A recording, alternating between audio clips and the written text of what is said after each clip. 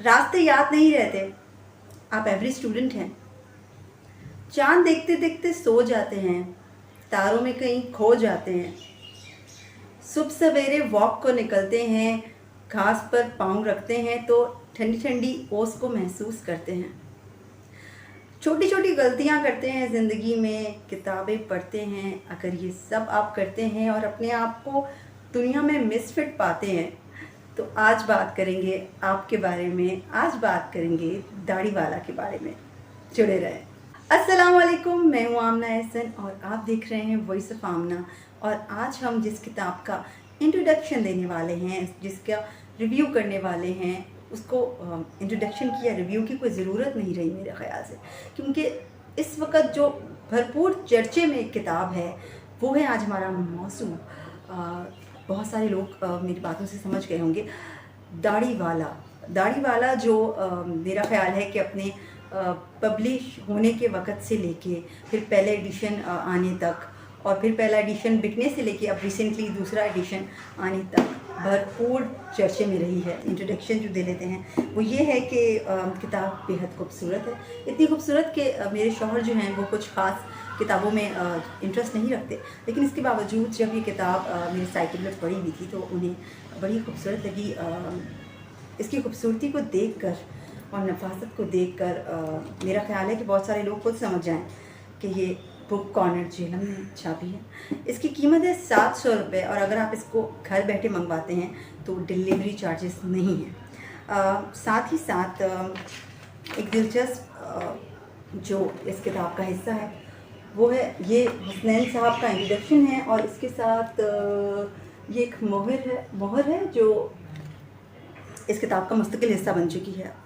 साथ ही साथ जिसने पहली 200 किताबें ख़रीदी थी उसको एक can I show to you, yes, एक सीरियल नंबर दिया गया है, 042 मेरा सीरियल नंबर है। साथ जनाब हसनैन जमाल के सिग्नेचर्स हैं। जो चीज़ मुझे बहुत खूबसूरत लगी, बहुत अच्छी लगी, वो इसका इंतसाब है। जमाल और तनवीर के नाम जो मेरे अब्बू और अम्मी हैं, उमा और आयला के नाम जो मेरी शरीक हयात और बेटी हैं, खाबर और हुमा के नाम जो मेरे भाई और बहन हैं, सीमा बाजी के नाम जो मेरी फुप्पो हैं। हम सब इकट्ठे रहते थे, अब 3 शहरों में रहते हैं। रिज़्क़ तेरा शुक्रिया, वक्त तेरा शुक्रिया। ये इंतसाब अगर कोई नहीं जानता है हसनैन को, तो ये इंतसाब जो है वो हसनैन साहब की पर्सनालिटी को, उनका रिश्तों से जुड़ा रहने को, नेचर से एक लगाव को, और हम इस ज़िंदगी में जिन सर्कमस्टेंसेस से गुज़रते हैं, स्टूडेंट लाइफ से लेके साथ रहने से लेके अब अलग अलग घरों में रहने तक, और फिर प्रैक्टिकल लाइफ में काम में जुट जाने से लेके अपनी फैमिली के लिए कम से कम वक्त निकालने तक, सभी कुछ इस किताब का हिस्सा है। इस किताब में आपको मज़हब पे कुछ ख़ास बहस पढ़ने को नहीं मिलेगी, सियासत पे बहस नहीं हो रही है, किसी भी सियासतदान के ख़िलाफ़ एक भी आर्टिकल नहीं है। इस किताब में 80 से ज़ायद आर्टिकल्स हैं, मेरे हिसाब से 88 आर्टिकल्स इसमें शामिल हैं। तो ये आर्टिकल्स जो हैं वो आपके बारे में हैं, मेरे बारे में हैं। कुछ बुक रिव्यूज़ आपको बहुत ही इंटरेस्टिंगली लिखने को, पढ़ने को मिलेंगे। इसके साथ साथ वो इश्यूज़ जिन पे बहुत बात होनी चाहिए, उन्हें अपने ख़ास अंदाज में लपेट के हसनैन ने क़ारीन तक पहुंचाने की बहुत कोशिश की है। ख़वातीन के मसाइल को बहुत हद तक उजागर किया है। हसनैन ने आयला के लिए, जो उनकी बेटी हैं, एक ख़त लिखा था, वो इस किताब में शामिल है, वो पढ़ने लायक है। साथ ही साथ मुख्तलिफ़ स्टोरीज़ के ज़रिए वो औरत को जो गैरत के नाम पे कत्ल व गारत मची हुई है, जो उसके साथ इस ज़माने में सब कुछ हो रहा है, हरासमेंट और एवरीथिंग, उसको बहुत अच्छे तरीके से अपने बेशतर कॉलम्स का जो है वो हिस्सा बनाया है। बात यह है कि इस किताब का जो तकरीबन सारा का सारा कंटेंट है वो आप ऑनलाइन पढ़ सकते हैं। हम सब पे अवेलेबल है, कुछ इंडिपेंडेंट उर्दू में, कुछ BBC में, कुछ डॉन न्यूज़ पे, डॉन की वेबसाइट पे। लेकिन जो सबसे अहम बात है वो ये है कि इसका पहला एडिशन फ़कत 40 दिनों में बिक गया है और दूसरा एडिशन 2 रोज़ पहले आ चुका है। तो ये इनका अंदाज़, इनकी बात पहुंचाने का तरीक़ेकार जो है, उसने जो यंग जनरेशन है, उसने पढ़ने का ध्यान भी डाला है और अपनी बात कहने में कहीं न कहीं हमें ऐसा लगता है कि हसनैन जमाल साहब दाढ़ी वाला कामयाब हुए हैं। अच्छा, इस किताब के सफ़ात हैं 368। आमिर ख़ाकवानी साहब ने हसनैन जमाल साहब की नसर की बहुत तारीफ़ की है। यासिर पीरज़ादा साहब ने जो चीज़ हम ऑनलाइन लिखने वालों के लिए अहम है तो वो मैं पढ़ के सुना दूँ कि वजाहत मसूद साहब ने लिखा है, हसनैन जमाल उर्दू नसर की ताज़ा उम्मीद है। लफ्ज़ का एहतराम करते हैं और ख़याल का ताक़ुब, लिखते रहे तो बहुत दूर तक जाएंगे। हमें भी यही उम्मीद है कि हसनैन दूर के सफ़र को निकल चुके हैं। मैं इस कदर अनफॉर्मल नहीं होती ड्यूरिंग द रिव्यू, क्योंकि मुझे लगता है कि किताब के एक अलग असूल हैं किताब पे बात करने के आम ज़िंदगी से ज़्यादा। लेकिन मैंने इस किताब का रिव्यू वन गो में इसलिए दिया और इतना रिलैक्सेशन मोड पे इसलिए दिया क्योंकि इस किताब का यही तरीक़ेकार है।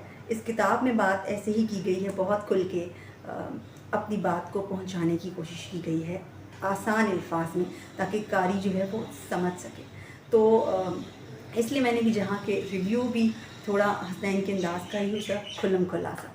बहरहाल मेरे लिए, क्योंकि हसनैन हमारे एक अच्छे दोस्त हैं, तो मेरे पास ये किताब आ गई है। जिसके पास नहीं आई है वो उसका सेकंड एडिशन ले सकता है। मैं बड़ी बेताब हूँ कुछ, क्योंकि सेकंड एडिशन में कुछ चीज़ें ऐसी हैं जो कि इस एडिशन में नहीं हैं। लेकिन अगर आपने अभी तक ये किताब नहीं ली है तो मैं डिस्क्रिप्शन में बुक कॉर्नर जेलम का लिंक डाल दूँगी, आप उनसे किताब ले सकते हैं। किताब आप पाकिस्तान में जिस भी जगह हैं, किताब आप तक पहुंच जाएगी और एक ही दिन में पहुंच जाएगी। उनकी क्वालिटी किताब की बहुत अच्छी है, कंटेंट बहुत शानदार है, आप बोर नहीं होंगे।